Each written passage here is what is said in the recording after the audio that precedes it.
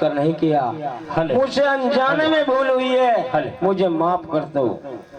जब तारा ने देखा उसकी ये दयनीय हालत देखी तो उसको तरस आ जाता है और कहती है कि बहन, दिया हुआ शराब तो वापस होगा नहीं, लेकिन इतना जरूर है, हेलो, अगर तू अपने प्राणों की आहुति देकर किसी के प्राण बचाएगी तो इसमें तेरी मुक्ति हो जाएगी। बोलो जय माता दी, जय माता। और छोटी बहन रुकमन बड़ी बहन तारा के पैरों में गिरकर कैसे गिड़गिड़ाती है और दया की भीख मांगती है। सभी महामाई के चरणों में ध्यान लगाए कि एक बात सुन ले आप।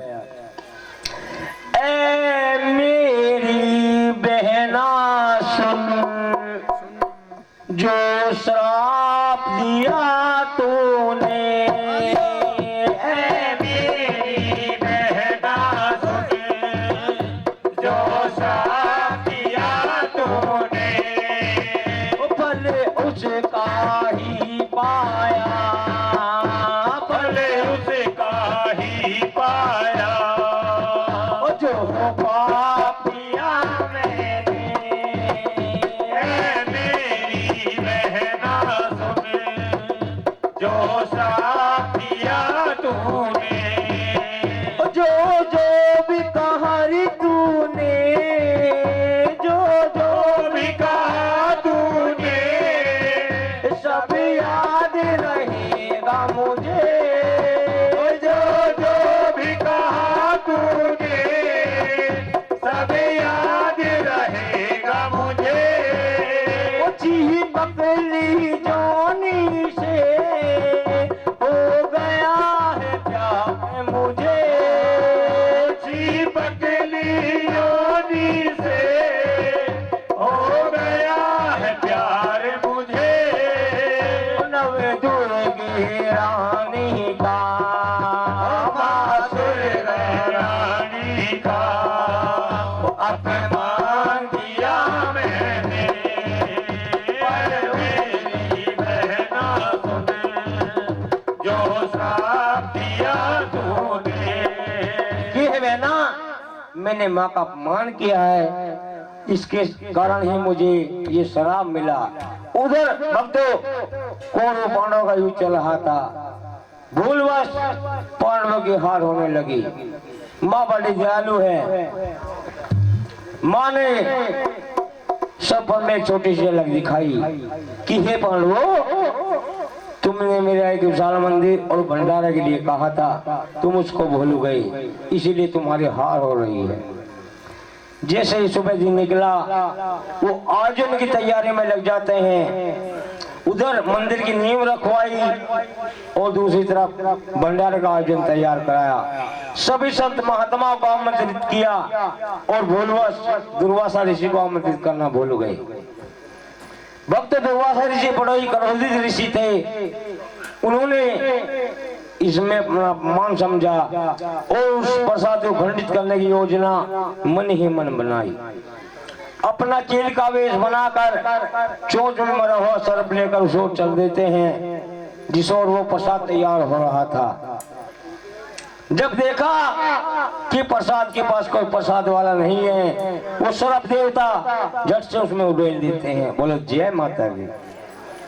उधर वो रुक्मणी रूपी छिपकली जिस शराब के कारण छिपकली योनि में पैदा हुई, वो यह नजारा देख रही थी। उसके मन में आया कि अनजाने में ये बेचारे सब इसको खाएंगे और सभी मारे जाएंगे, इससे अच्छा मेरी मुक्ति का कोई साधन नहीं। अगर मैं अपने प्राणों की आहुति देकर इन सब के प्राण बचाऊं तो इसमें मेरी मुक्ति हो जाएगी। जब प्रसाद के पास प्रसाद वाले आए, उस बेचारे ने जट से उसमें छलांग लगा दी। बोलो जय माता की, जय माता। जब प्रसाद वालों ने सबके सामने बताया कि ये प्रसाद तो खंडित हो गया, इसमें छिपकली गिर गई। भक्त छिपकली बहुत जहरीली होती है। सभी ने उसके बारे में भला बुरा कहा और उस प्रसाद को कहीं दूर गहरे गड्ढे में डालने की कहा कि जाओ इसको कहीं गहरा गड्ढा खोद कर उसमें डाल दो ताकि किसी जीव के मुंह न लगे। जैसे वो प्रसाद को गहरे गड्ढे में उड़ेल रहे थे कि क्या देखते हैं किसमें नीचे श्रप देवता पड़े हुए हैं। छिपकली को गिरते सबने देखा, लेकिन श्रप देवता को गिरते किसी ने नहीं देखा। सभी ने आकर के उनके सामने ये बात बताई कि इस बेचारे ने अपने प्राणों की आहुति देकर हम सबके प्राण बचाए हैं। सभी ने उसके लिए माँ जगदम्बे से विनती की है, माँ इस बेचारे ने अपने प्राणों की आहुति देकर हम सबके प्राण बचाए हैं, इसको जीवन से मुक्ति दो। उधर राजा दक्ष हुए। उनके यहाँ पर बहुत समय के बाद एक कन्या ने जन्म लिया। राजा ने नामकरण और कुंडली के लिए पंडित जी को बुलवाया। जैसे ही पंडित जी उस कन्या की कुंडली देख रहे थे, उसका नाम तारा रखा। बड़े खुश नजर आ रहे थे। राजा ने कहा, पंडित जी क्या बात है, बड़े खुश नजर आ रहे हो? कि हे राजन, खुशी की बात है, अगर ये कन्या आपके राज में पली बड़ी तो आप खुशहाल और मालामाल हो जाएंगे। राजा ने अपने गले से कीमती हाथ उतार कर पंडित जी को दक्षिणा में दे दिया। कुछ समय के बाद राजा के यहाँ पर दूसरी कन्या ने जन्म लिया। इसी तरह फिर पंडित जी को दोबारा बुलवाया गया। जब पंडित जी उस कन्या की कुंडली देख रहे थे, उसका नाम रुक्मण रखा। राजा ने कहा, पंडित जी क्या बात है, कैसे भयभीत नजर आ रहे हो? कि ये राजन, भयभीत की बात है, अगर ये कन्या आपके राज में पली बड़ी तो आपका सर्वनाश हो जाएगा, आप दुनिया से तहस नहस हो जाएंगे। कि हे पंडित जी कोई ऐसा उपाय बताओ कि मेरे हाथ से हत्या भी ना हो और उसका कोई उपाय हो जाए। कि हे राजन, उपाय है, एक लकड़ी का पिटारा तैयार कराओ, उसमें हीरे जवाहरात लगाओ, इस कन्या को उसमें लिटाओ और जल भरवा करवा दो। भक्तों, राजा ने पंडित जी के कहे अनुसार ऐसा ही किया। एक लकड़ी का पिटारा तैयार कराया, हीरे जवाहरात लगाए और उस कन्या को उसमें लिटाया। और किसी संतरी मंत्री की मदद लिए बिना राजा के मन में आया कि मैं आज अपने लाडली को अपने सर पर रखकर अपने आप ही विदा करूं।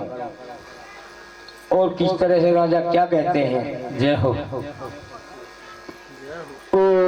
कितना सोना तुझे माँ ने बनाया, कितना सोना तुझे माँ ने बनाया, जी कर देखता रहो, कितना सोना तुझे माँ ने बनाया, जी कर तुझे राम ने बनाया, जी कर देखता रहूं। तू है मेरी प्यारी बेटी, तू है राज दुलारी, एक अभागी होने के कारण हो गई हमसे नारी। कितना प्यारा तुझे माँ ने बनाया, जी कर देखता रहूं। कितना सोना तुझे माँ ने बनाया, जी करे देखता रहूं। ये है मेरी लाडली, तुझे कितना प्यारा कितना सोना माँ ने बनाया। एक अभागी होने के कारण आज मैं अपने घर से अपने सर पर रखकर तुझे विदा कर रहा हूँ। और भक्तों, राजा ने पिटारा बंद किया और सर पर रखकर दरिया की ओर चल देते हैं। जैसे दरिया के किनारे पहुंचे, राजा ने पिटारा सर से उतारा। राजा के मन में विचार आने लगे, सुनो जी, हंसने की बात नहीं, यहाँ ध्यान रखो, बहन जी बात मत करो। राजा के मन में आया कि आज मैं अपनी लाडली का आखिरी दर्शन तो कर लूं, आज के बाद मेरी प्यारी फिर मुझे नहीं मिलेगी। जैसे ही भक्तों राजा ने पिटारा खोला, वो सुंदर कन्या अपने पैर का अंगूठा चूस रही थी। जैसे राजा ने देखा, राजा की आंखें छलकने लगती है। जैसे आंसू उस कन्या के ऊपर गिरी, वो हंसने लगती है। कि हे पिताजी, ये तो सब समय समय की बात है। कल आज तुम मेरे पिता, मैं तुम्हारी पुत्री, कल क्या था परसों क्या होगा और किस तरह से अपने पिता से क्या कहती है। तेरे नैना क्यों भर आए, तेरे नैना क्यों भर आए, तेरे नैना क्यों भर आए, क्यों भर आए।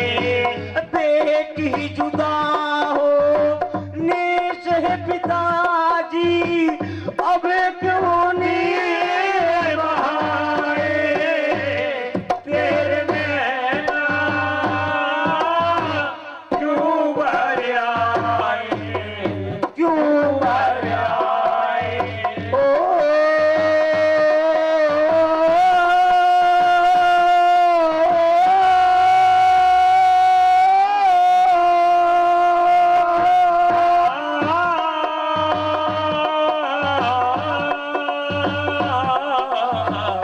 दुनिया में दो धनी हुए हैं, एक बेटी एक बैल, एक बेटी एक बैल।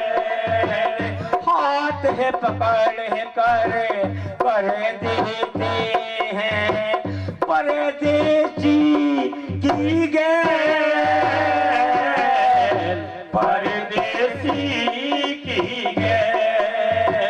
आंखें में आंसू बड़े भर जाए में काहे नीर बहाए, तेरे नैना क्यों भर आए, क्यों भर आए। हे पिताजी, आपके नैना क्यों भरा है, ये तो सब समय की बात है। भक्तो, राजा ने रूंधे गले से आंखों में आंसू लिए पिटारा बंद किया और लाल ले को जल प्रवाह कर दिया। बोलो जय माता। माता जब वो बीच मझधार बही जा रही थी, माँ से ध्यान किया कि हे माँ, आज तुम ही मेरी खिवैया हो। मेरे पिता भी मुझे अपने दिल से, अपने जीवन से जुदा कर गए, अब तुम ही मेरी पालनहार हो। और किस तरह से माँ से क्या कहते हैं, ओ फरियाद मेरी मैया सुनते ही चली आना, मैं जान जरूर तेरी